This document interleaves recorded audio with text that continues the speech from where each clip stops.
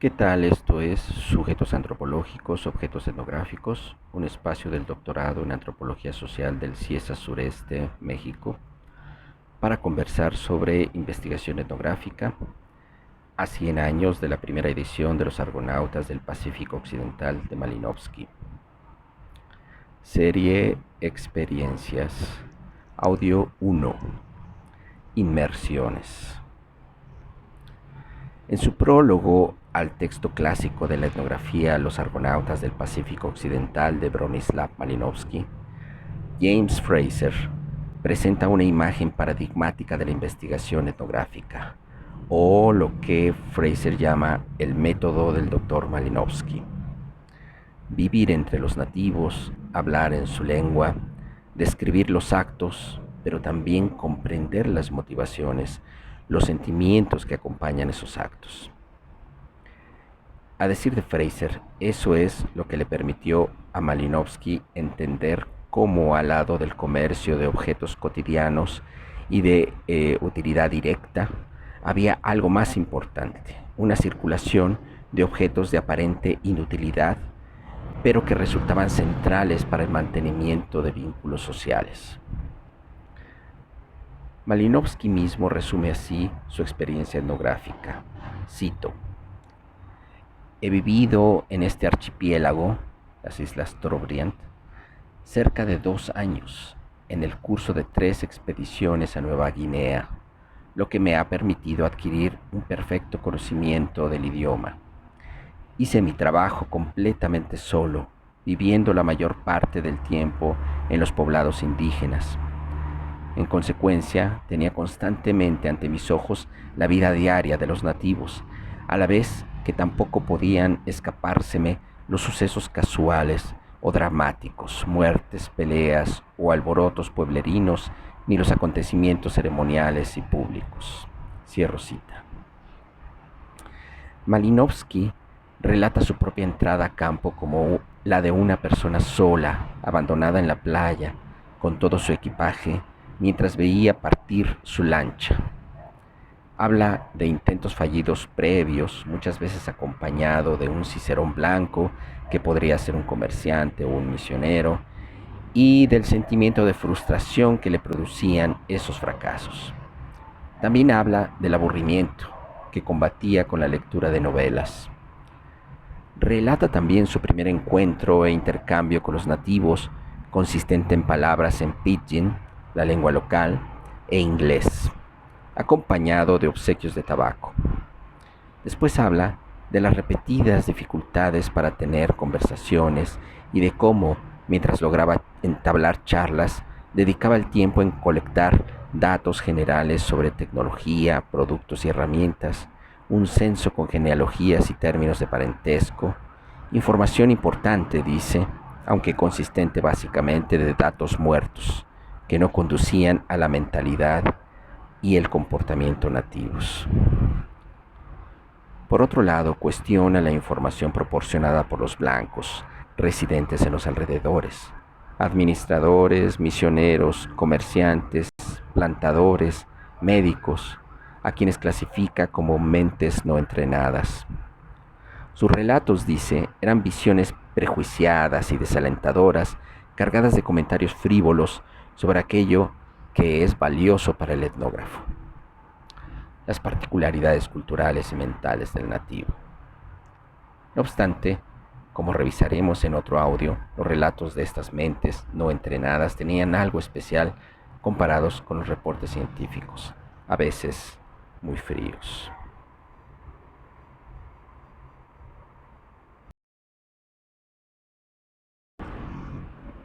Por eso Malinowski recomienda acampar en la aldea, tener un refugio entre los blancos también sí, pero muy lejos. Vivir entre los nativos es además mejor que pagar por información.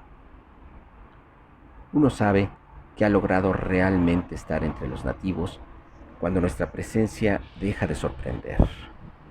Dice Malinowski, cito: debe tenerse en cuenta que los indígenas, al verme constantemente todos los días, dejaron de interesarse, alarmarse o autocontrolarse por mi presencia. a la vez que yo dejé de ser un elemento disturbador de la vida tribal que me proponía estudiar, la cual se había alterado con mi primera aproximación, como siempre ocurre en las comunidades primitivas cuando llega alguien nuevo.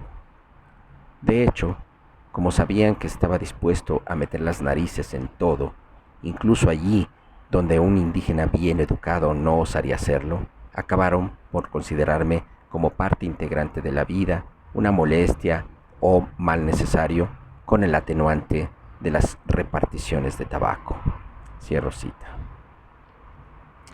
Agrega también, otra vez cito, también cometí una y otra vez faltas de cortesía que los indígenas, bastante familiarizados conmigo, no tardaron en señalarme. Tuve que aprender a comportarme y hasta cierto punto adquirí el sentido de las buenas y malas maneras indígenas. Y fue gracias a esto, a saber gozar de su compañía y a participar en alguno de sus juegos y diversiones, como empecé a sentirme de verdad en contacto con los indígenas, y esta es ciertamente la condición previa para poder llevar a cabo con éxito cualquier trabajo de campo.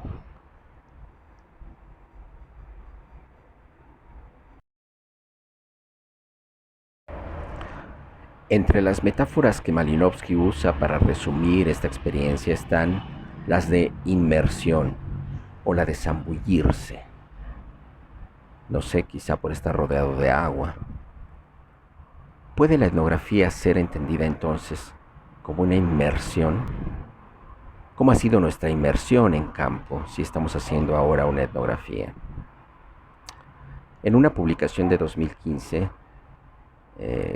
4 colegas, Van Holst, Merlin, Koster y Vermeulen, de quienes hablaremos ampliamente en estos audios, se preguntan si la etnografía implica una forma distinta de conocer el mundo y qué papel tiene la escritura como parte fundamental de su producción. Dejando por el momento el último punto, que tocaremos en otro audio, enfoquémonos ahora en su idea de que la particularidad de la etnografía es que sigue una lógica de abducción, diferente de la inducción o la deducción usadas ampliamente en las ciencias. Es decir, la etnografía no inicia con una generalización ni con un caso ejemplar de algo más general, sino con un rompecabezas, una sorpresa, una tensión que lleva de inmediato a buscar un contexto que le dé sentido.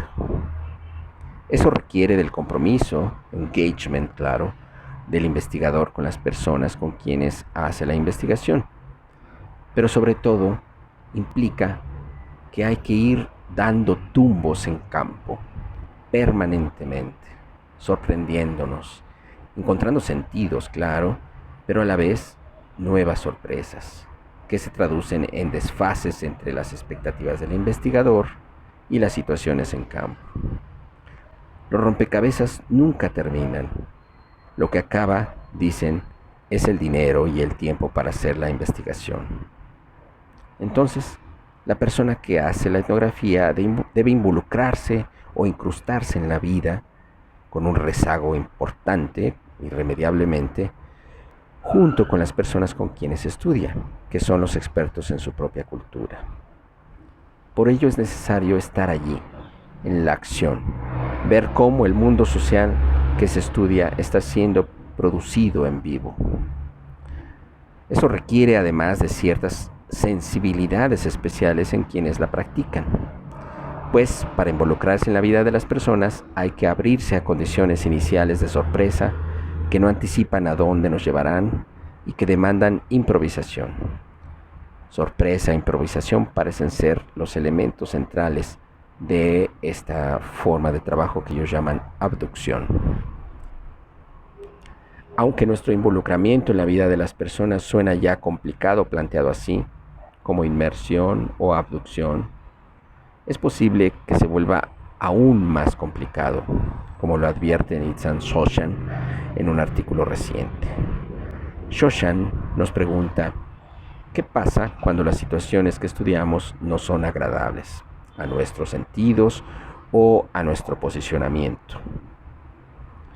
Por muchas razones de la historia de la misma antropología, esta pregunta no se hace con frecuencia, aunque la falta de empatía puede aparecer en cualquier momento de toda investigación, por más empática que sea en general. Como nos lo recuerda también Malinowski en su diario personal, publicado mucho tiempo después de su muerte.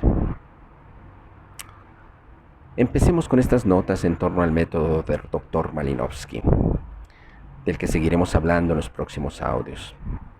Podemos por ahora preguntarnos qué tanto se asemeja a lo que estamos haciendo con aquella idea de Malinowski de la etnografía como inmersión o zambullido en la vida de otras personas. ¿O se parece más a una experiencia de abducción, como dicen los colegas holandeses Van Holst, Merlin, Koster? ¿Se puede hacer etnografía sin empatía, como propone Shoshan? ¿Cómo hemos logrado insertarnos en esos espacios o momentos en donde otros no llegan? ¿Cómo en cambio el flujo mismo de la vida nos arrastra hacia momentos, lugares o acontecimientos no anticipados? ¿Hemos aprendido algo nuevo en esta zambullida? ¿Qué partes aparecen aún obscuras o caóticas en esa masa de agua en la que estamos sumergidos? ¿Cómo cambian todas estas preguntas si nuestras investigaciones no se hacen con poblaciones vivas, sino con restos materiales o con documentos de vidas previas? ¿Podemos hablar de inmersión o abducción en el pasado? ¿Podemos hablar de inmersión o abducción online? Soy José Luis Escalona y esto es Sujetos Antropológicos, Objetos Etnográficos.